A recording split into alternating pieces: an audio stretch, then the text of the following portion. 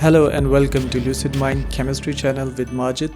In this video, I'll be solving Chemistry A-Levels Multiple Choice, Paper 12 from February-March 2018. You can go to any particular question by following timestamps given in the video description. Let's start. Question number 1. What are the shapes of molecules of water and boron trifluoride? In water, we have oxygen atom. Oxygen atom makes 2 single covalent bonds with 2 hydrogen atoms, and 4 electrons are left behind as lone pairs. As the repulsion due to lone pairs is very great as compared to bond pairs, so what happened that the bond angle is reduced to 104.5. So it is not linear structure, it is non-linear. In BF3, boron consists of 3 electrons in the outermost shell. It makes 3 single covalent bonds with 3 fluorine atoms. There is no other electron present in the outer shell of boron, so it means that the bond angle will be 120 degree and it is trigonal in shape.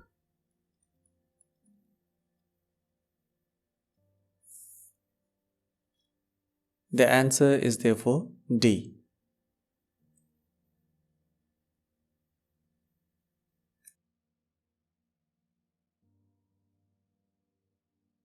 Question 2. The electronic configuration of 2 outermost shells of an atom is 3s2, 3p6, 3d5, 4s2.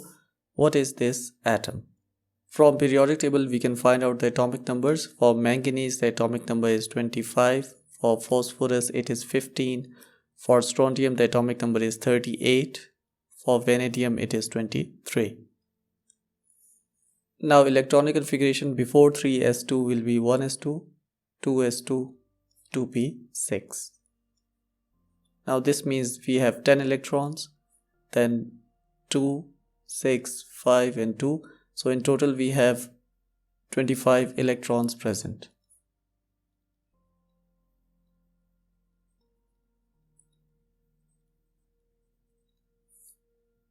So as atom is neutral, so it means the protons are also 25. So it is manganese. The answer is therefore A.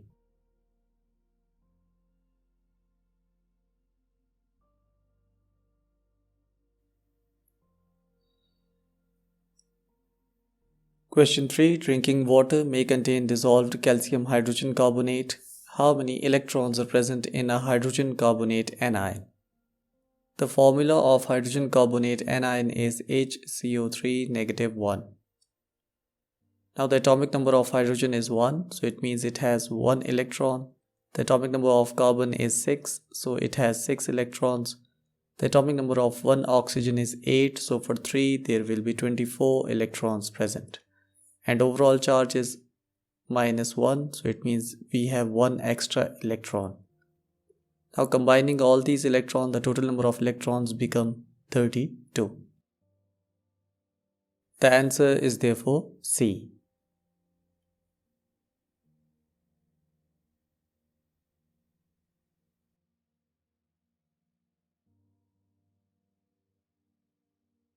Question 4. Which molecule contains a nitrogen atom with SP hybridized orbitals?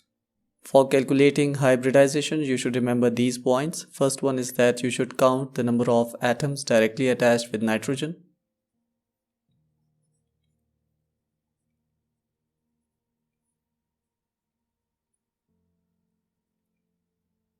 Second, you should count the number of lone pairs.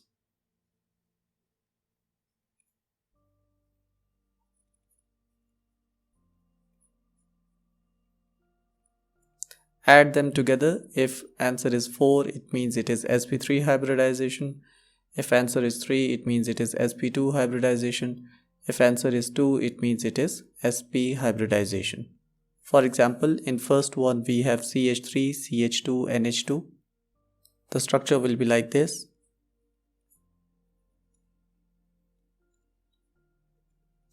Now nitrogen has 5 electrons in the outermost shell. It means we also have 1 lone pair. So now nitrogen is attached directly with 3 atoms. So there are 3 atoms connected with nitrogen and we have 1 lone pair. So 3 plus 1 becomes 4. So the hybridization will be sp3. Second one is HNO3. In HNO3, the structure is like this.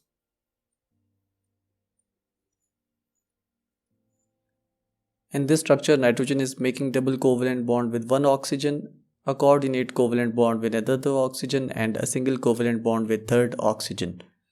Now we do not have a lone pair left because coordinate covalent bond has been formed between nitrogen and oxygen.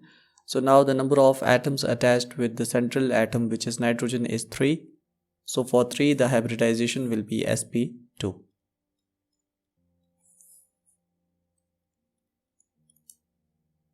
C is HCN. In HCN, we can see that nitrogen makes triple covalent bond with carbon atom. We also have a lone pair present on nitrogen. Now the number of atoms connected directly with nitrogen is 1, and we have one lone pair, so it becomes 2. For 2, the hybridization will be sp. Last one is NH3. In NH3, we can see that nitrogen is bonded to 3 other hydrogen atoms, and we have one lone pair. So 3 plus 1 becomes 4, so hybridization will be sp3. The answer is therefore C.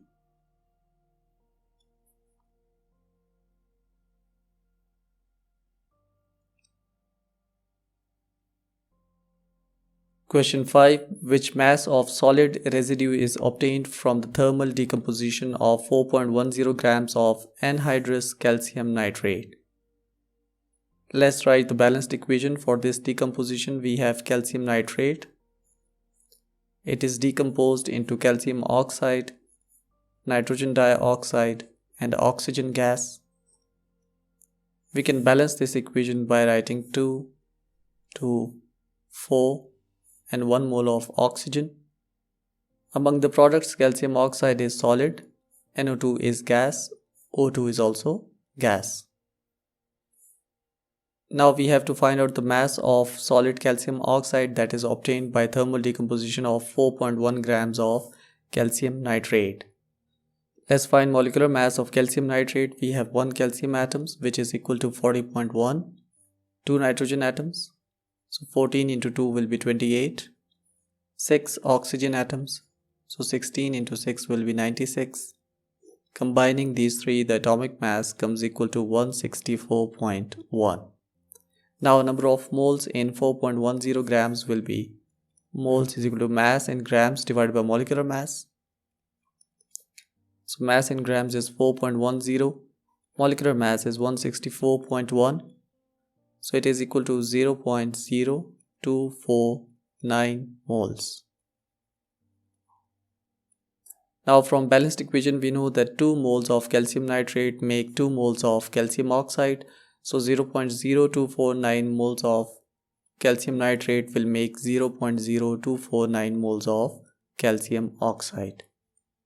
Now converting these number of moles back into mass, we have to find out the molecular mass of calcium oxide. Calcium is 40.1, oxygen is 16, so it is 56.1. The formula of mass is equal to moles multiplied by molecular mass. Moles is 0.0249 and molecular mass of calcium oxide is 56.1. So now mass in grams come equal to 1.40 grams. The answer is therefore C.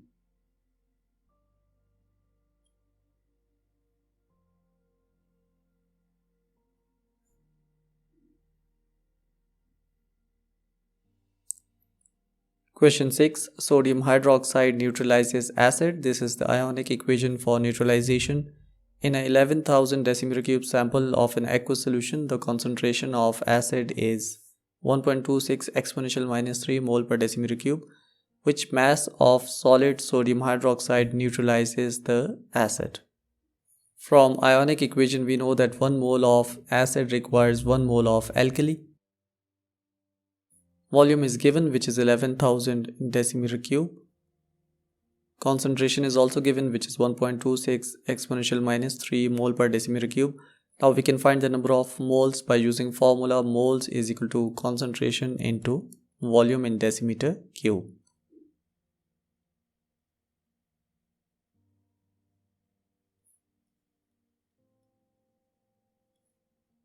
Now number of moles come equal to 13.86 moles. So the moles of acid is 13.86. Now it will require exactly equal number of moles of sodium hydroxide for neutralization. Now finding the mass of sodium hydroxide, the molecular mass of sodium hydroxide is 23 plus 16 plus 1, which is equal to 40. The formula is mass is equal to moles into molecular mass. So number of moles is same, it is 13.86. Molecular mass is 40. So mass in grams of sodium hydroxide comes equal to 554.4 grams. The answer is therefore D.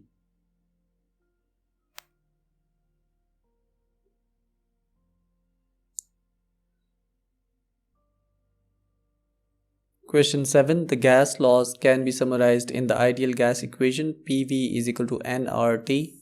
0.960 grams of oxygen gas is contained in a vessel of volume 7 exponential minus 3 meter cube at a temperature of 30 degrees centigrade. Assume that the gas behaves as an ideal gas. What is the pressure in the vessel? For ideal gas equation, pressure must be in pascals. Volume should be in meter cube, and it is already given in meter cube. N is the number of moles. Now we can find moles of oxygen gas by using formula. Moles is equal to mass in grams divided by molecular mass. Mass in grams is 0.960. Molecular mass of oxygen gas, which is O2, is 32. So it comes equal to 0.03 moles. R is ideal gas constant, whose value is 8.31 joules per Kelvin per mole. Temperature is taken in Kelvin. So we can convert this into Kelvin by adding 273.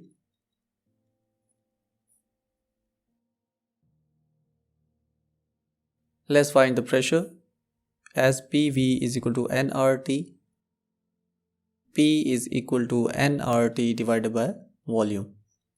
Now putting values, number of moles is 0.03, R is 8.31, temperature is 303 Kelvin, volume is given, which is 7 exponential minus 3 meter cube.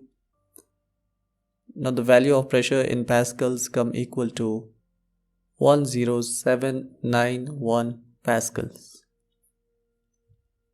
We can convert this value into kilopascals by dividing by 1000. So it will be 10.791 kilopascals. The answer is therefore C.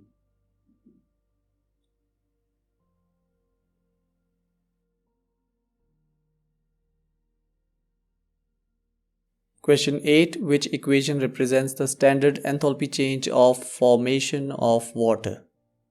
Standard enthalpy change of formation is when 1 mole of product is formed.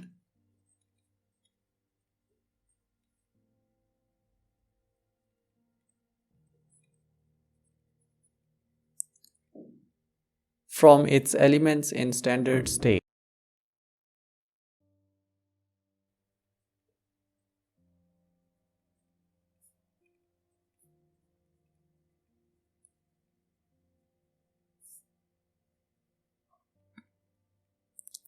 As it is standard enthalpy change, so the conditions must be standard.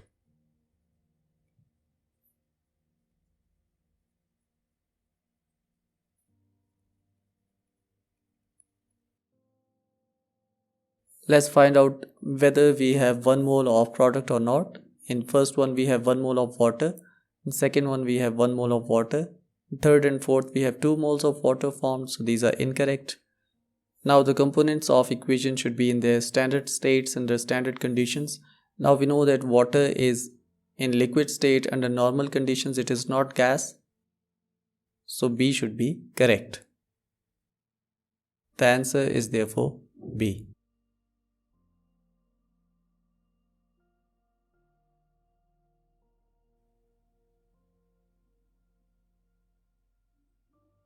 Question 9. Hess's law and bond energy data can be used to calculate the enthalpy change of a reaction.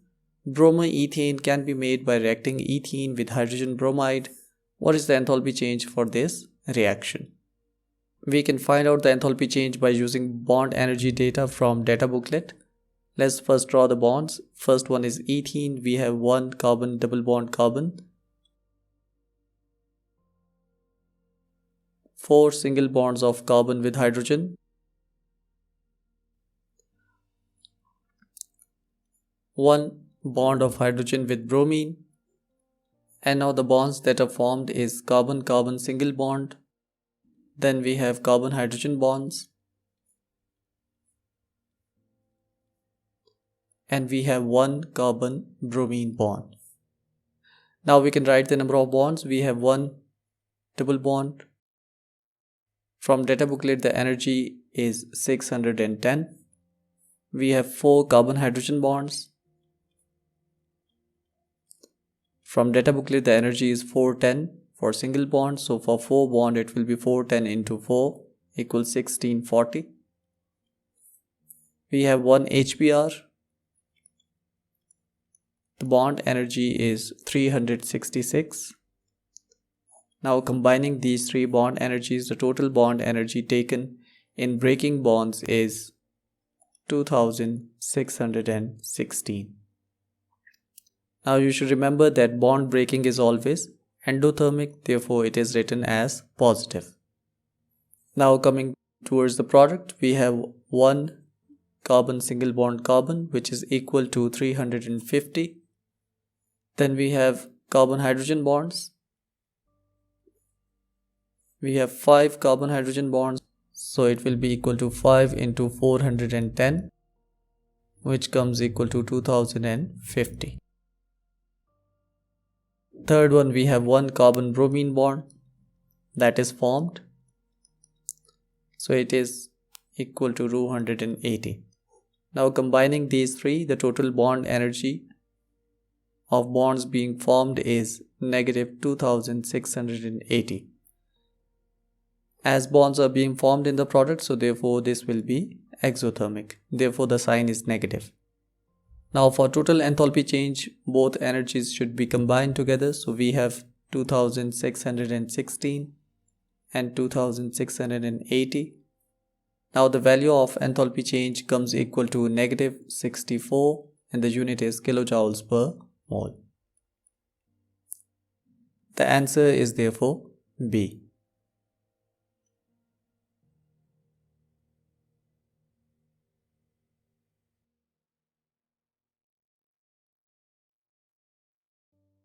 Question 10. Which reaction is not a redox reaction? Redox reaction is the one in which both oxidation and reduction take place. Let's find out the oxidation states. In first one, we can find out the oxidation state of magnesium and nitrogen in both reactants and products. So as magnesium is in the metallic form, its oxidation state will be 0. Now finding the oxidation state of nitrogen in HNO3. We have 1 hydrogen atom, so it is plus 1, 1 nitrogen atom, 3 oxygen equals minus 6, overall charge is 0.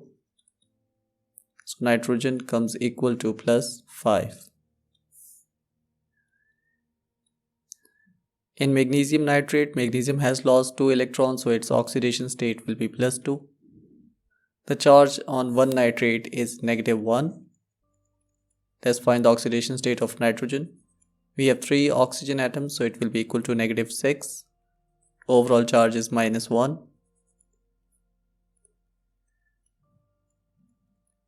So nitrogen is plus 5. We can see that magnesium has oxidized, but there is no change in oxidation state of nitrogen. Let's find out the oxidation state of hydrogen. It is plus 1 in HNO3 and 0 in molecular form. So reduction has taken place in hydrogen. Therefore this is a redox reaction. So A is incorrect.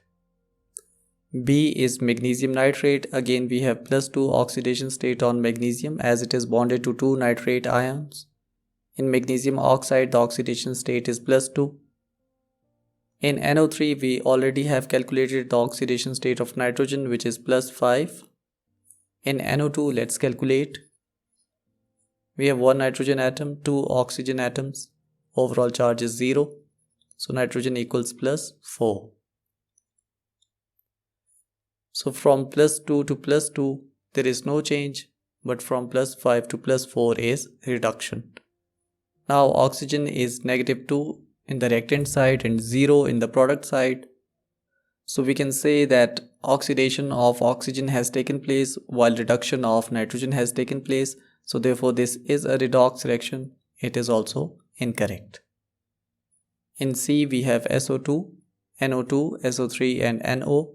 Let's find the oxidation state of sulfur nitrogen. In SO2 we have 1 sulfur, 2 oxygen atoms. Overall charge is 0. So sulfur equals +4. In SO3 we have 3 oxygen atoms. So sulfur equals +6. Now we can see that oxidation has taken place of sulfur. Now nitrogen is NO2. So nitrogen -4 equals 0. Nitrogen equals +4. So in NO2 nitrogen is +4. While in NO we just have 1 oxygen atom. So nitrogen equals +2. Again we can see oxidation of sulfur and reduction of nitrogen has taken place. So this is a redox reaction. And last one we have SO3. In SO3 the oxidation state of sulfur is +6. Then we have H2SO4. Let's find the oxidation state of sulfur in H2SO4. We have 2 hydrogen atoms, so it is +2. 1 sulfur. For 4 oxygen it will be equal to -8. So sulfur -6 equals 0, or sulfur equals +6. Now the oxidation state of sulfur has not changed. Similarly the oxidation state of oxygen is -2, -2. Hydrogen is +1, +1. So no oxidation and reduction has taken place. So therefore this is not a redox reaction. This is the correct answer. The answer is therefore D.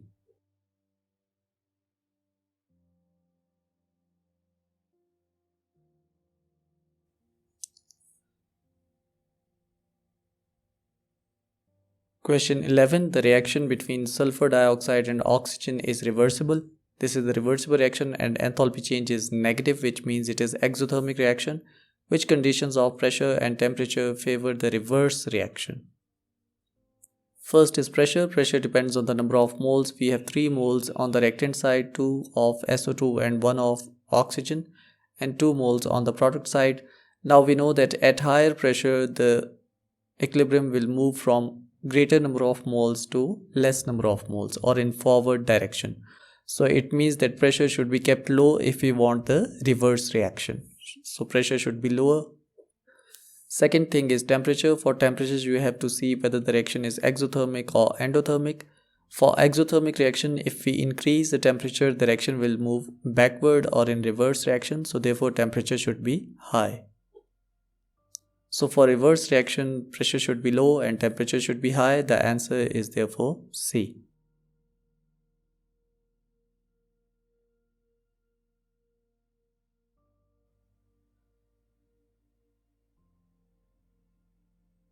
Question 12. Which statement about the effect of a catalyst on a reversible reaction is correct? We know that catalyst reduces activation energy of a chemical reaction. The reaction therefore becomes faster. A. The activation energy of the forward reaction stays the same. This is incorrect because the activation energy of the forward and backward both reactions is reduced. B. The composition of the equilibrium mixture stays the same. This is true because catalyst does not affect the composition of equilibrium mixture, it just reduces time to attain equilibrium. C. The rate of backward reaction stays the same. Again, this is incorrect because the rate of backward reaction also becomes fast as the rate of forward reaction becomes fast by the presence of catalyst. D. The value of equilibrium constant changes. This is also incorrect because equilibrium constant is only affected by temperature. It is not affected by anything else. Correct answer is therefore B.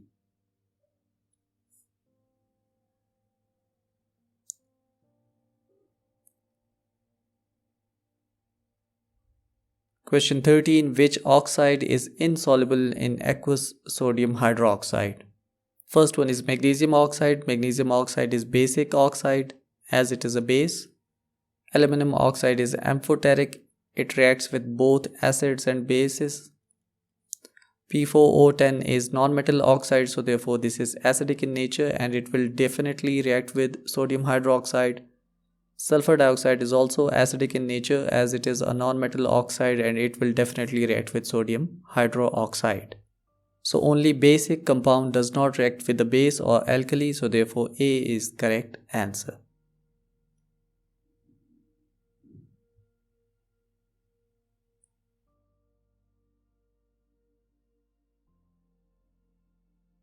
Question 14. X, Y and Z are three elements in third period. X reacts with chlorine to give a liquid product. Y reacts with chlorine to give a solid product that dissolves in water to give a solution of pH 7, which is neutral. Z reacts with chlorine to give a solid product that dissolves in water to give a solution of pH 6, which is slightly acidic. Which elements are good conductors of electricity? Now in third period we have sodium, magnesium, aluminum, silicon, phosphorus, sulfur.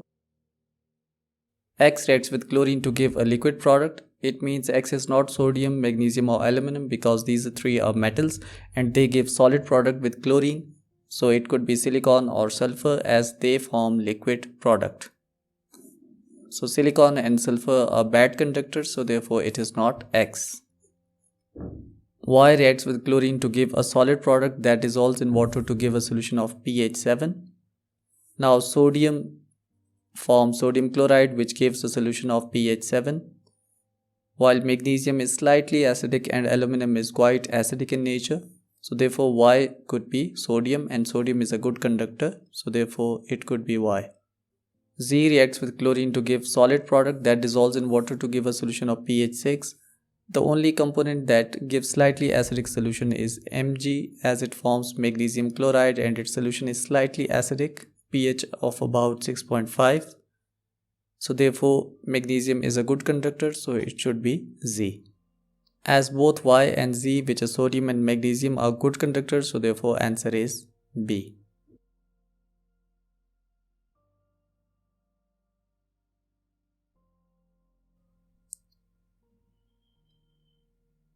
Question 15. A solution contains both magnesium plus 2 and strontium plus 2 at the same concentration. The solution is divided into two equal proportions. Aqueous sodium hydroxide is added dropwise to one portion. Dilute sulfuric acid is added dropwise to the other portion. Which row is correct? Precipitate seen first when sodium hydroxide is added. Precipitate seen first when sulfuric acid is added.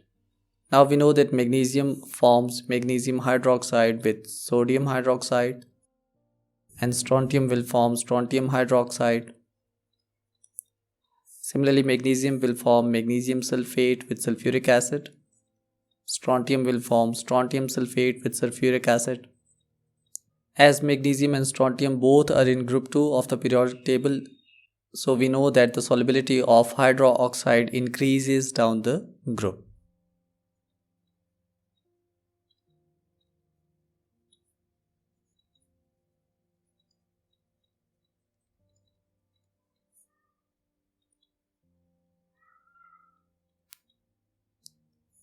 For sulfates, the solubility decreases down the group.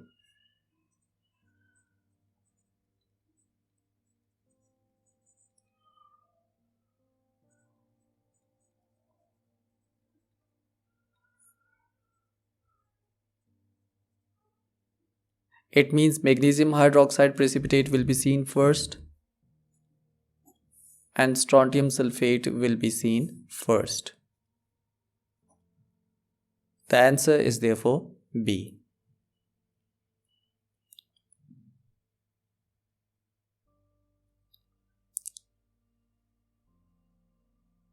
Question 16. The volatility of group 17 elements, we have chlorine, bromine, iodine, decreases down the group. What is responsible for this?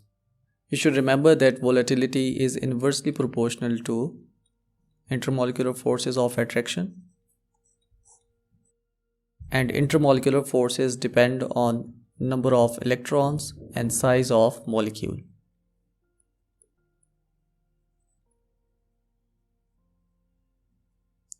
So as size of molecule increases, number of electron increase, intermolecular forces will increase and volatility will decrease. A. Bond length in the halogen molecule. Now bond length does not have anything to do with the volatility, as volatility depends on intermolecular forces, not the bonds.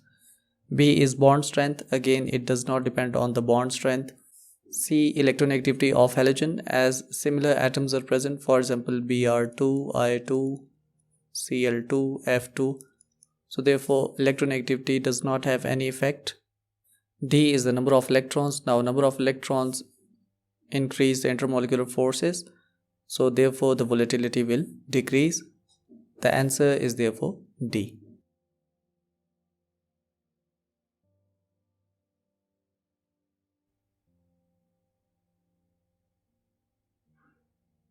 Question 17. Bromine is extracted from seawater. In the final stages of the process, two redox reactions take place. One is this one is this one. Which row is correct? We have to find out the strongest oxidizing agent and weakest oxidizing agent. Oxidizing agent is the one that oxidizes other compound, but itself it gets reduced. Let's see whether bromine, chlorine or sulfur dioxide, which one gets reduced. So bromine is 0 as it is in molecular form and it becomes -1. So reduction of bromine takes place. So therefore this is oxidizing agent. Now chlorine moves from 0 to -1. Again it is reduction. So therefore this is oxidizing agent. D is SO2. Let's find the oxidation state of sulfur in SO2 and in H2SO4. In SO2 we have two oxygen atoms. Overall charge is 0, so sulfur equals +4. In H2SO4 we have two hydrogen atoms, so +2 for hydrogen. Sulfur, for 4 oxygen the oxidation state will be -8, overall charge is 0. Sulfur equals +6. As we can see that reduction hasn't taken place, oxidation has taken place, so therefore this is not oxidizing agent. It is a reducing agent. So we can say that sulfur dioxide is weakest oxidizing agent among these three. Now in second equation we can see that bromine goes from -1 to 0. So it is oxidized by chlorine. It means chlorine is powerful oxidizing agent as compared to bromine. So strongest oxidizing agent should be chlorine. And then we can see that bromine is reduced itself and it has oxidized sulfur dioxide to sulfuric acid. So therefore bromine is also a strong oxidizing agent, but not as strong as chlorine. Now we can see that chlorine has oxidized bromine from -1 to 0. So chlorine oxidizes bromine. Secondly, we can see that now bromine oxidizes SO2 to H2SO4.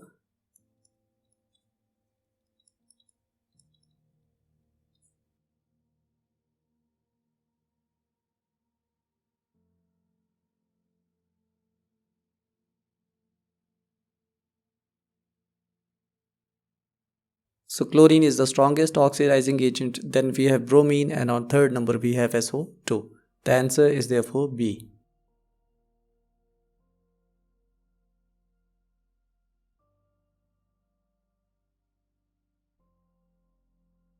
Question 18. When burned, sulfur forms a gaseous product X, which can be oxidized to produce a gas Y.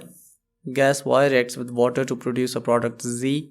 Which row correctly shows the oxidation states of sulfur in X, Y and Z? We can infer that sulfur forms gaseous product X with oxygen, so it forms SO2. SO2 can be oxidized to SO3, and SO3 when reacts with water it produces H2SO4. Let's find the oxidation states of sulfur in SO2, SO3 and H2SO4. In SO2 we have 2 oxygen, so the oxidation state of one oxygen is -2, so for 2 it will be -4, overall charge is 0. In this one we have 3 oxygen atoms, so the oxidation state of oxygen will be -6. In this one we have 2 hydrogen atoms, so +2 for hydrogen, sulfur, and -8 for 4 oxygens. So sulfur equals +4, in this one sulfur equals +6, in this one sulfur equals +6. So we can see that this one is correct. The answer is therefore D.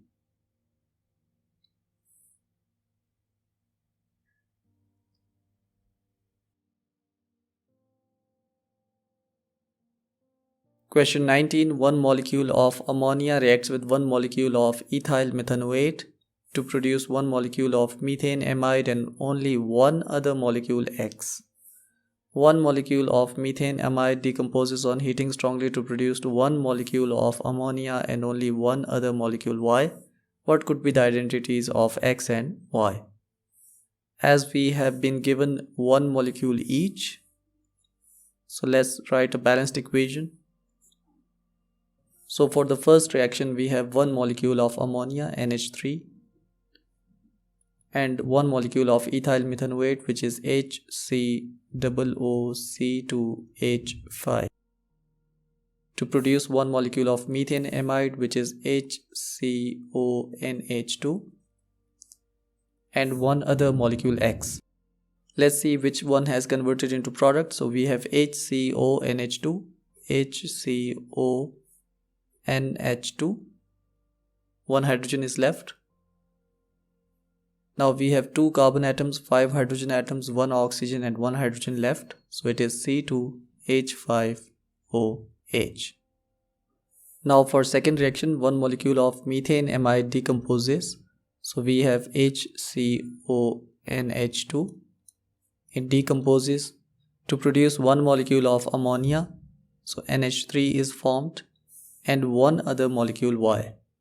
Let's see what has formed. So NH3 has formed, we only have CO left. So X is C2H5OH, which is ethanol, and Y is CO, which is carbon monoxide.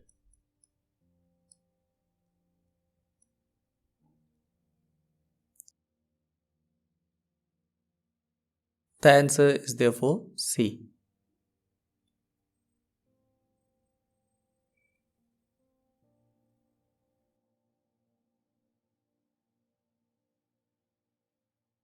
Question 20. Which types of stereoisomerism are shown by 2,4-dimethyl-hex-2-ene? Let's draw the structure of 2,4-dimethyl-hex-2-ene. As we have hex, so it means 6 carbon atoms are in long chain.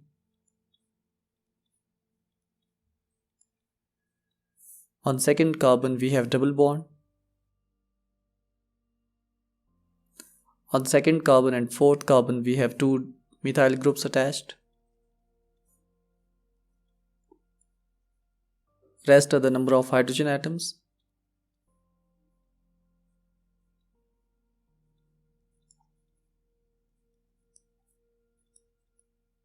A. Both cis-trans isomerism and optical isomerism.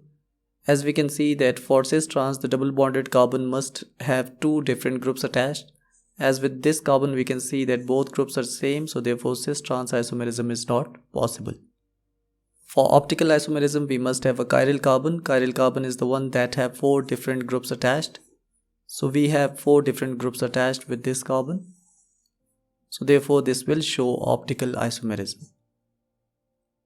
So cis-trans is wrong. Optical isomerism is correct. C is incorrect. The answer is therefore D.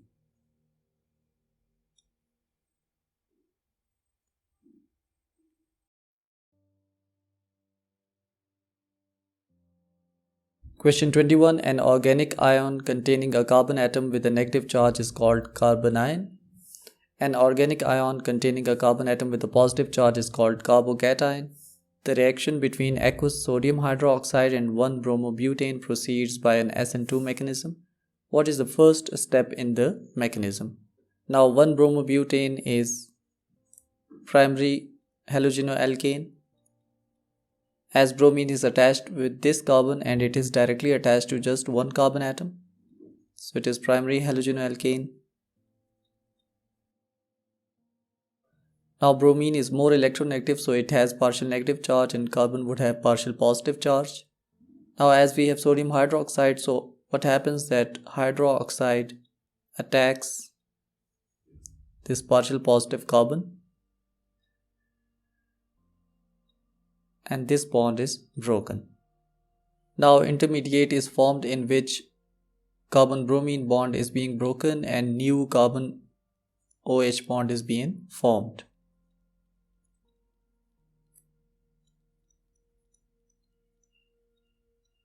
Let's move towards the options. A. Attack by a nucleophile on carbon atom with a partial positive charge.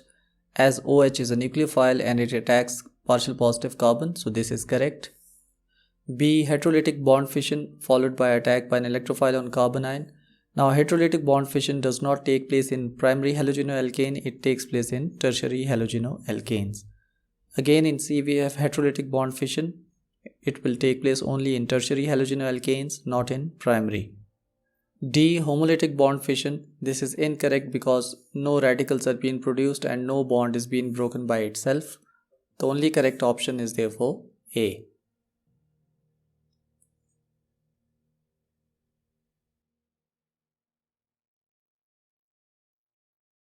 Question 22. Compound X can be converted into compound Y in a single step. In Y we can see we have ketone functional group and carboxylic acid functional group present. What could be the identity of X? In all four options we have alkenes. Now oxidative cleavage of alkene can take place to make product. The carbon that is present in double bond, if it is connected to two alkyl groups, it will form ketone upon oxidation. And if the carbon atom present in double bond is connected with one alkyl group and one hydrogen atom, it will be converted into aldehyde first and then into carboxylic acid. As one carboxylic acid is formed and one ketone is formed, so let's see which is the correct option. In A we can see we have this carbon atom which is attached to two alkyl groups, so it will convert into ketone. And this carbon atom which is attached with one alkyl group and one hydrogen atom, so it will be converted into carboxylic acid. Now we can do numbering. If this is first carbon, then this will be second carbon. On second carbon methyl group is attached, then third carbon, then fourth, and on fifth carbon atom we would have ketone.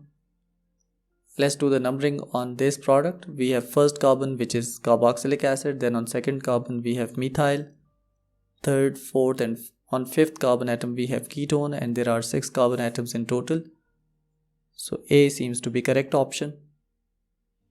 In B we can see that we have this carbon atom which is attached to two alkyl groups, so it will form ketone, and this carbon atom is attached with one alkyl group and one hydrogen, so it will be converted into carboxylic acid. Now let's do the numbering. If this is first carbon, then we have methyl group attached with the third carbon atom, which is incorrect because methyl group should be attached with the second carbon. Similarly in C we can see that this carbon atom is attached to two alkyl groups, so it will form ketone. This is attached with one hydrogen and one alkyl group, so it will form carboxylic acid. This is the first carbon, second, and on third carbon we have methyl group. Again this is incorrect because methyl group should be on second carbon. Similarly in D we can see this carbon is attached to two alkyl groups, so it will form ketone. This is attached to one alkyl group and one hydrogen atom, so it will form carboxylic acid. If this is first carbon, then we have methyl group on second carbon. And there is no ketone on fifth carbon atom. And there are 7 carbon atoms in total long chain, so this is also incorrect. Correct answer is therefore A.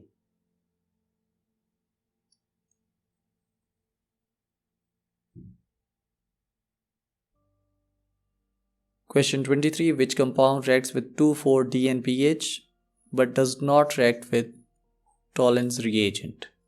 Now you should know that 2,4-DNPH only reacts with aldehydes and ketones. And Tollens reagent reacts with aldehyde, it does not react with ketones, so therefore this must be a ketone.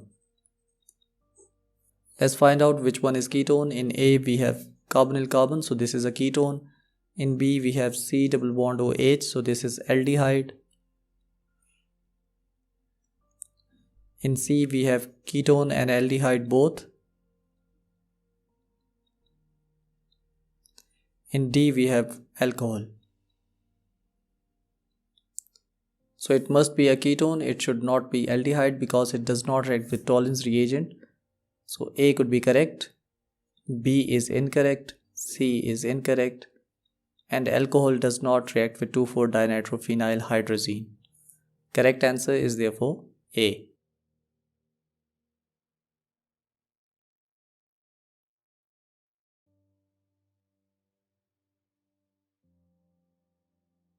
Question 24. Structural and stereoisomerism should be considered when answering this question. The molecular formula of compound X is C5H12O.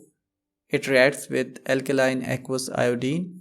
It can be dehydrated to form 2 alkenes only. What could be the identity of compound X?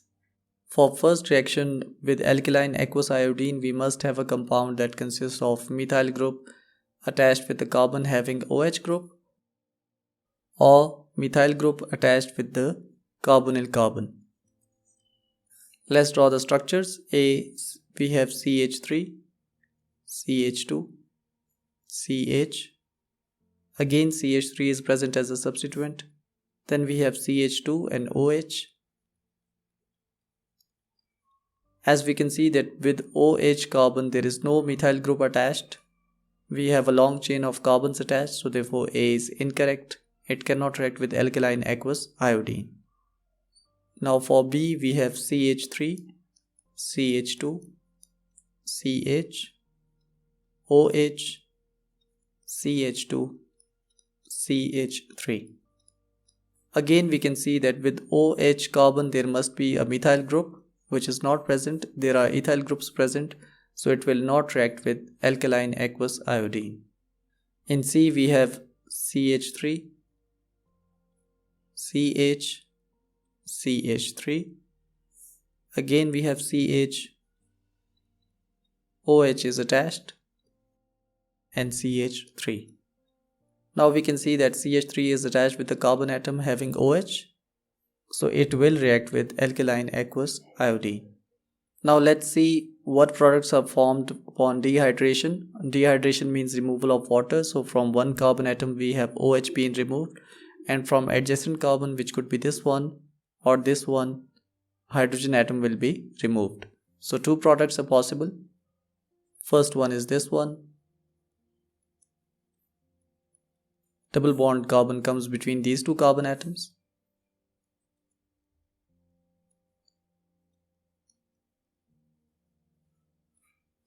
In second product, double bond will come between these 2 carbon atoms.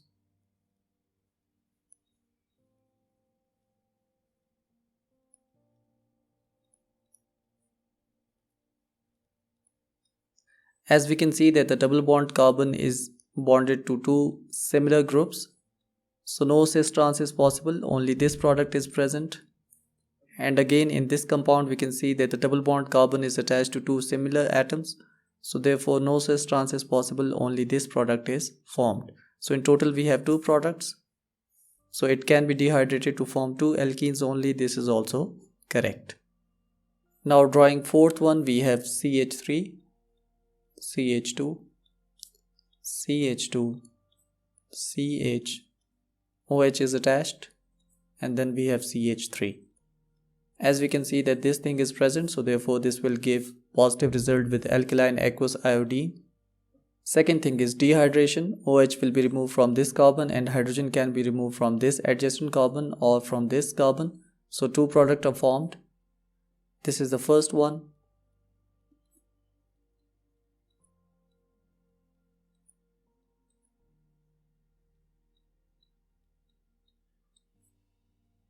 and if double bond is present between these two carbon atoms, then this product is formed.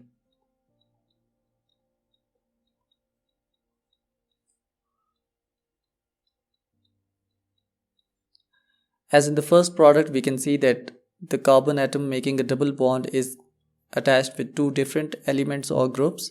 Similarly, this carbon atom is also attached to one hydrogen and one CH3, so it will show cis and trans both isomerisms. So two products are formed, one is cis and one is trans. In this structure, we can see that the double bond carbon is attached to two similar atoms, so only one product is formed, there is no cis trans. So in total 3 alkenes are formed, so therefore second part is incorrect. Correct answer is therefore C.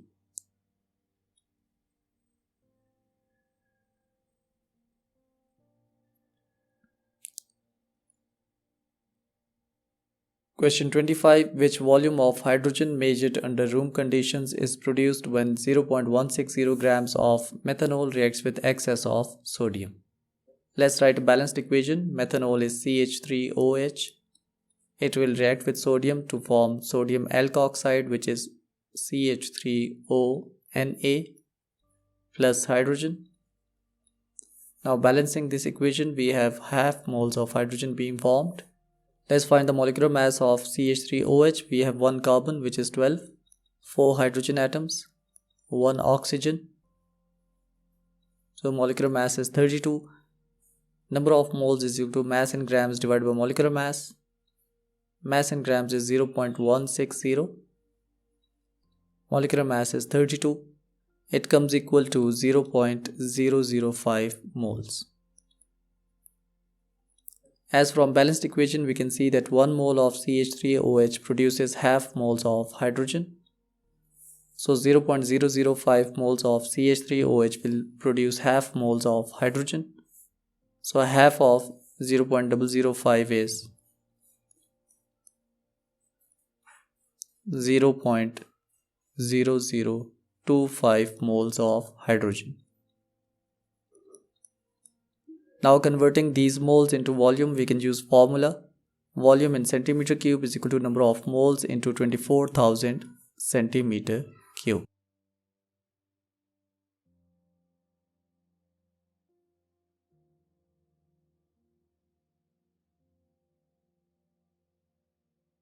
Now the volume comes equal to 60 centimeter cube.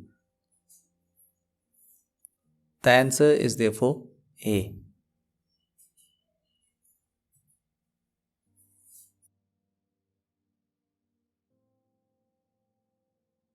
Question 26. Compound X produces a carboxylic acid when heated under reflux with acidified potassium dichromate 6.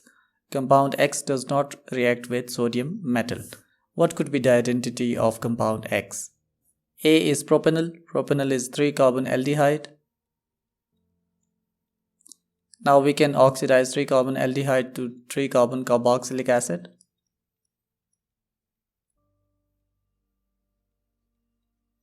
Also, aldehyde does not react with sodium metal, so A could be correct.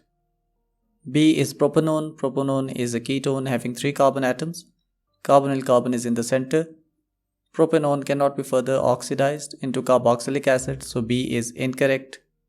C is propane 1-ol, which is alcohol. Now propanol can be oxidized to aldehyde and further oxidized to carboxylic acid. But propanol is alcohol, so it also reacts with sodium metal to form product.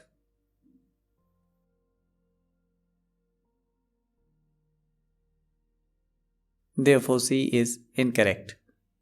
D is propane 2-ol.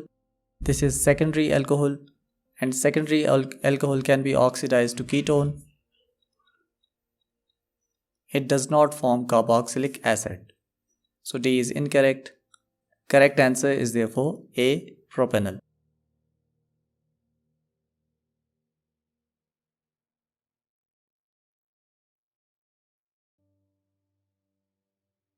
Question 27. A reaction occurs when a sample of 1-chloropropane is heated under reflux with sodium hydroxide dissolved in ethanol.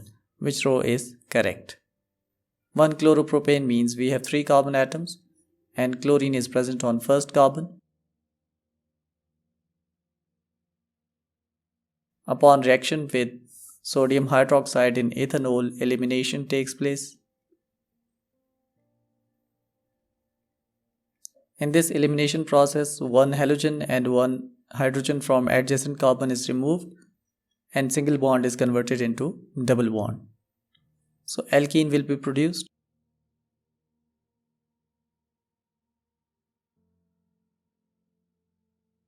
Along with the removal of HCl.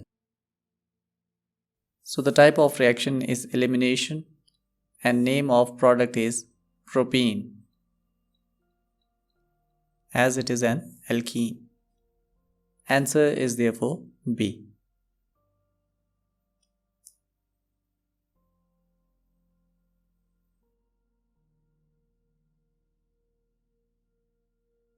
Question 28. Ethane dioic acid has the formula. We have two carboxylic acid functional groups present. What is the formula of aluminum ethane dioate?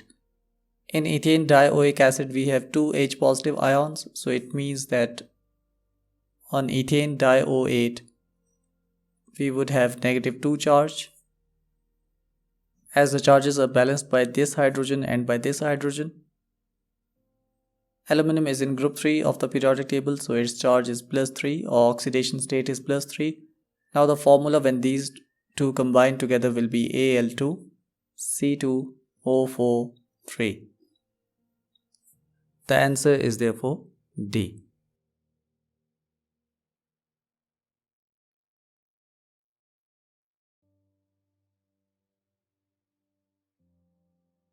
Question 29. Alcohols, aldehydes and nitriles can be converted into carboxylic acids. Which descriptions of their conversions into carboxylic acid are correct? For alcohols, we know that alcohols are further oxidized to aldehyde and aldehydes can be further oxidized to carboxylic acids.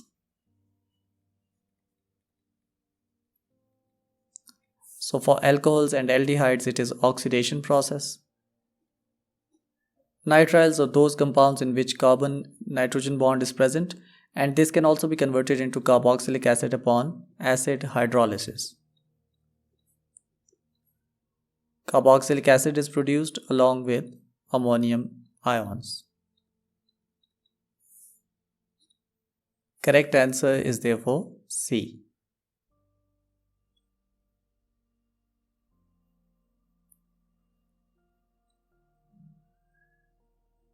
Question 30. How many structural isomers with the molecular formula C4H10O give IR absorptions both at approximately 1200 per centimeter and 3400 per centimeter? From data booklet we can see that around 1200 per centimeter absorption is given by alcohol, which is around 1040 to 1300 per centimeter. It can be alcohol, ethers, esters, and it gives a strong peak. Second peak, which is around 3400 per centimeter, it is given by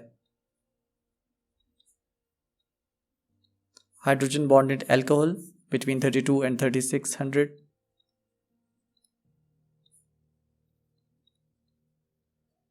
So we can see that alcohol is present in both. So therefore this compound could be an alcohol. Let's draw the structure of this alcohol. We have 4 carbon atoms. OH can be on first carbon.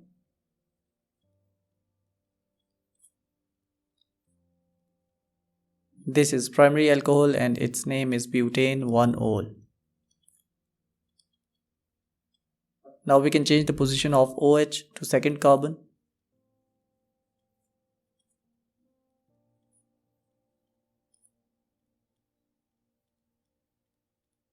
This is butane 2-ol. We can also draw structural isomer of butane 1-ol. So we can have 3 carbon atoms in the long chain and 4th carbon is present in the form of branch. This is 2-methyl propane 1 ol. Similarly, we can draw structural isomer of butane 2 ol. There are 3 carbon atoms in the long chain, and substituent is also present on second carbon. So it is 2-methyl propane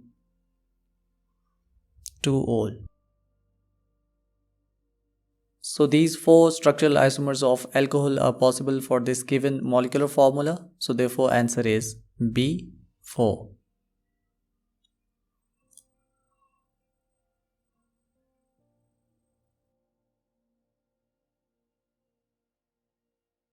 Question 31. Compound Q contains 40% carbon by mass. What could Q be?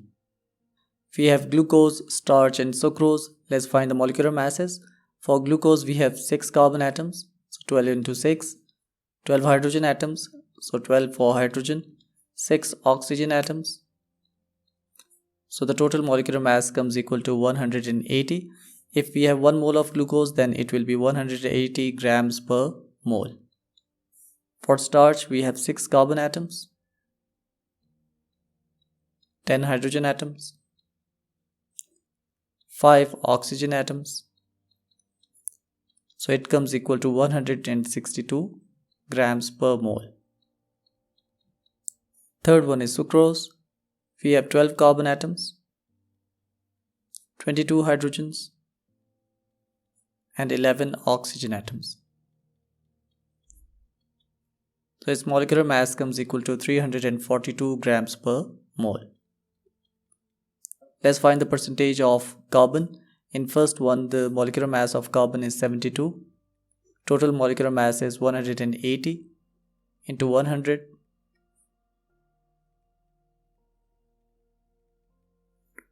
So it comes equal to 40%. So 1 could be correct. In second one, we can find the percentage of carbon. The molecular mass of carbon is again 72. In total, we have 162. So percentage of carbon comes equal to 44.4%. This is incorrect. Third one is sucrose. For sucrose, percentage of carbon will be equal to 144 divided by 342 into 100. So it comes equal to 42.10%. This is also wrong. As only first option is correct, the answer is therefore D.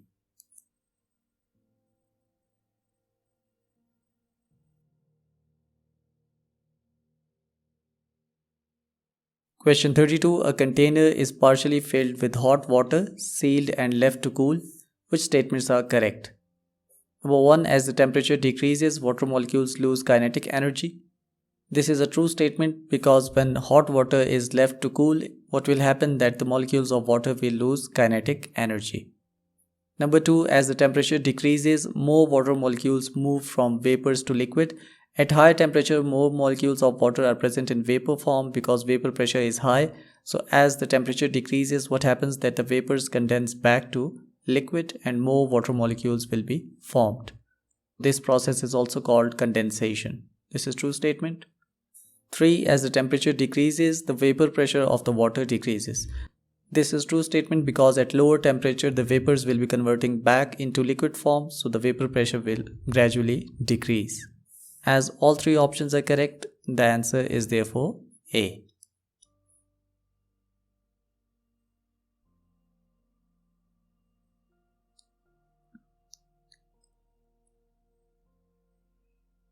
Question 33. Ammonia and chlorine react together in the gas phase. This is NH3Cl2. It forms nitrogen and ammonium chloride. Which statements are correct? 1. Ammonia behaves as a reducing agent. A reducing agent is the one that oxidizes itself and reduces other compound or other molecule. As the oxidation state of chlorine is 0 because it is in molecular form, and the oxidation state of chlorine in ammonium chloride is -1 as it is chloride. So reduction has taken place. It means ammonia is behaving as a reducing agent. 2. Ammonia behaves as a base. Now according to Bronsted Lowry concept, base is proton acceptor.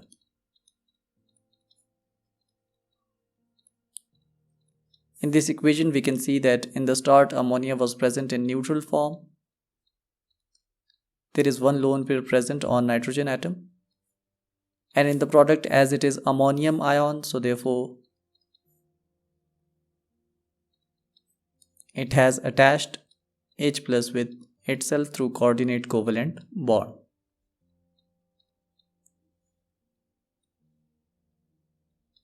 As ammonia has accepted a proton, so therefore it is behaving as a base. 3. The oxidation number of hydrogen changes. As in the start we had NH3 and nitrogen is more electronegative as compared to hydrogen. So the oxidation state of hydrogen is +1. Similarly in ammonium ion, still more electronegative nitrogen is present. So therefore the oxidation state of hydrogen will be +1. So the oxidation number of hydrogen does not change, it remains same. As option 1 and 2 are correct, the answer is therefore B.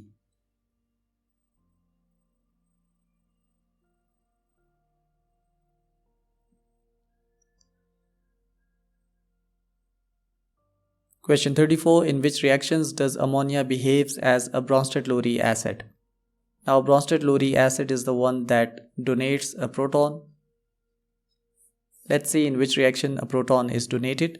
In first equation we have two ammonia molecule and these two products are formed.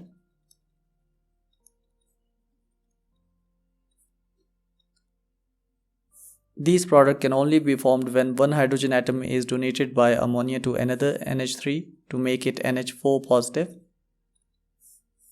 and NH2 negative is left behind.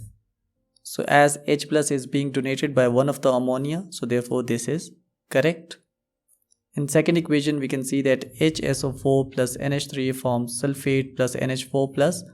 Now hydrogen is being donated from HSO4 to NH3 to make it NH4 positive and SO4 is now alone. So in this reaction ammonia has accepted a proton, so it is behaving as a Bronsted Lowry base, not Bronsted Lowry acid. In the third one we can see that Ag plus is reacting with ammonia to form this complex ion. And in the reactant and on the product side ammonia is similar, no hydrogen or H plus has lost or gained, so therefore this is also incorrect. As only option 1 is correct, the answer is D.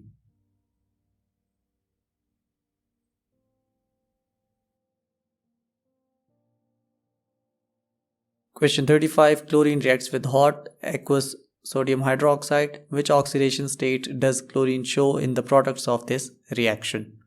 The equation of this reaction is Cl2 plus hot sodium hydroxide. It forms sodium chloride, NaClO3 which is sodium chlorate and H2O. Now let's find the oxidation state of chlorine in the product. We have NaCl, so the oxidation state is -1 for chlorine. For sodium it is +1. In NaClO3 we have one sodium which is +1. Chlorine and 3 oxygens. Overall charge is 0. So Cl becomes +5. So we have -1 and +5. +5 is not given. As only option 1 is correct, the answer is D.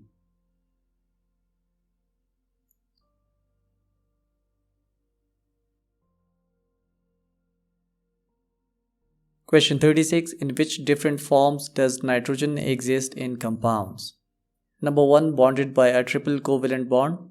Now we can see that in compounds such as HCN, nitrogen is bonded in a triple covalent bond with carbon, so this is true.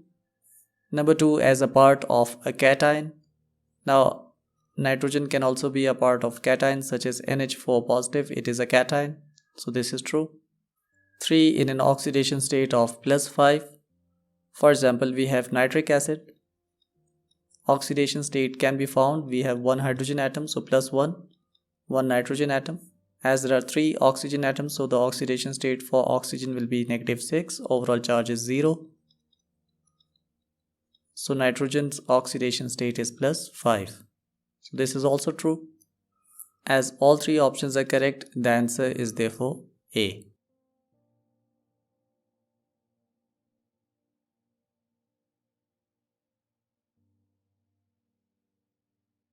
Question 37. Polyethylene and PVC are examples of addition polymers. Which statement are correct? Number 1. On combustion, PVC can produce carbon monoxide, carbon dioxide and hydrogen chloride. Now the formula of PVC is C2H3Cl and it is repeating n number of times. As we have carbon, hydrogen and chlorine, so it can form carbon monoxide, carbon dioxide and HCl. So statement 1 is true.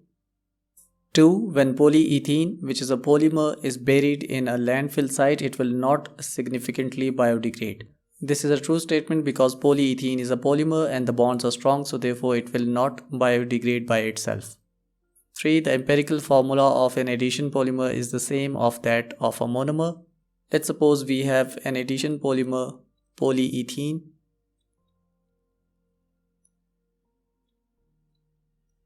We have hydrogen atoms attached with carbon. Now this structure moves on both sides. Now the empirical formula is we have 4 carbon atoms and 8 hydrogen atoms. So the empirical formula is CH2. Similarly, the monomer for this polymer is ethene. In ethene, we have 2 carbon atoms doubly bonded and 4 hydrogen atoms attached. So the formula is C2H4 and the empirical formula is CH2. So the empirical formula of both monomer and polymer is same. So 3 is also correct. As all 3 options are correct, the answer is A.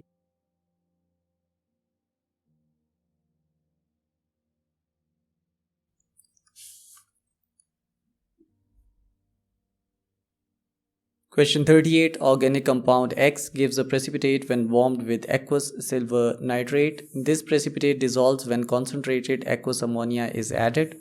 What could X be? In 1 we have 1 bromopropane, so the halogen is bromo. In 2 we have chloro. In 3 we have iodo. Now we know that with silver nitrate what will happen, that first one will form AgBr precipitate. Second one will form AgCl as a precipitate. Third one will form AgI as a precipitate.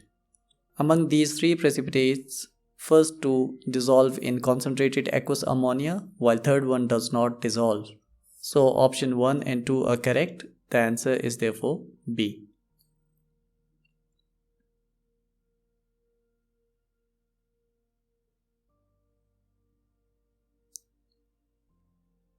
Question 39. Propanol reacts with hydrogen cyanide to form 2-hydroxybutane nitrile. A suitable catalyst for this reaction is sodium cyanide. The reaction is given. Which statements about the reaction of propanol with hydrogen cyanide are correct? 1. HCN is a weaker nucleophile than the nucleophile provided by NaCN. As we know that in HCN covalent bond is present, so it is difficult to break this bond. While in sodium cyanide, ionic bond is present, so this can be easily converted into its respective ions. So therefore statement 1 is correct. 2. The reaction mechanism involves 2 steps. This is true statement because in first step what will happen, that attack will happen on carbonyl carbon. CN will attack partial positive carbon and this bond is broken. Then Cn is attached and O negative is formed. In second step what happens, that HCN bond is broken by oxygen and now product is formed. Hydrogen bonds with this oxygen and Cn is left behind as an anion. 3. The product of the reaction has a chiral carbon atom. Let's see, the reactant is this one and product is this one. We can draw the structure of this product. We have CH3, CH2, CH, OH, Cn. As we can see that this carbon is chiral as it is attached with 4 different elements or groups. So therefore this is a true statement. As all three options are correct, the answer is A.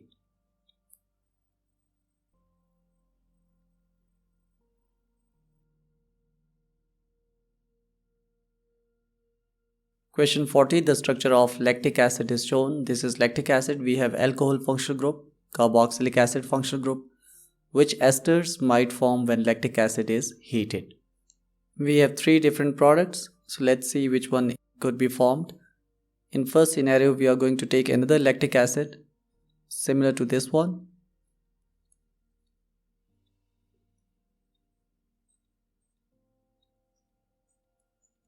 Now esterification is the process in which alcohol and carboxylic acid, they form ester by the loss of water molecule, and rest of the compound is attached together. So we can write CH3. Then we have CH. OH is also attached with CH.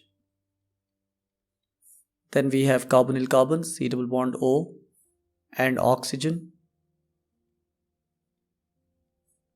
Then we have CH.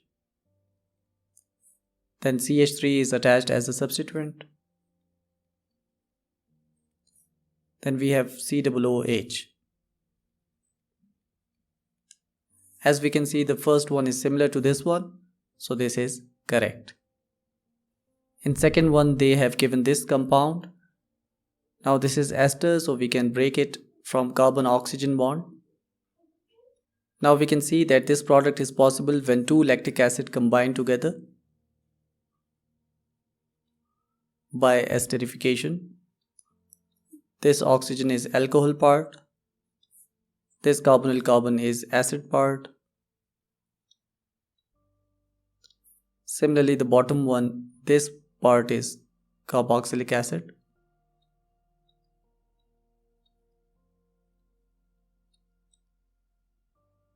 And this part is alcohol. As these are two lactic acids, so this is also a possible product.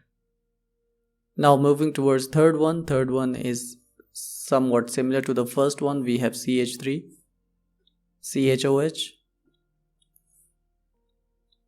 then CO2, then CHOH.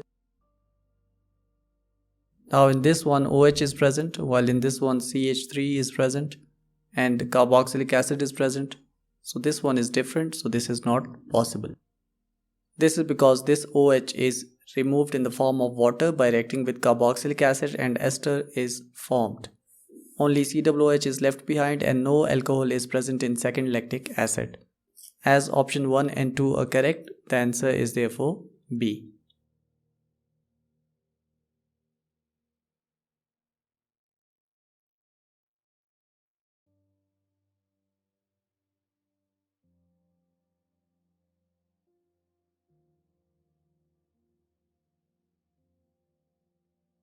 Thanks for watching. A like, comment and subscribe will be highly appreciated. You can find related videos in playlists. Stay happy and enjoy learning.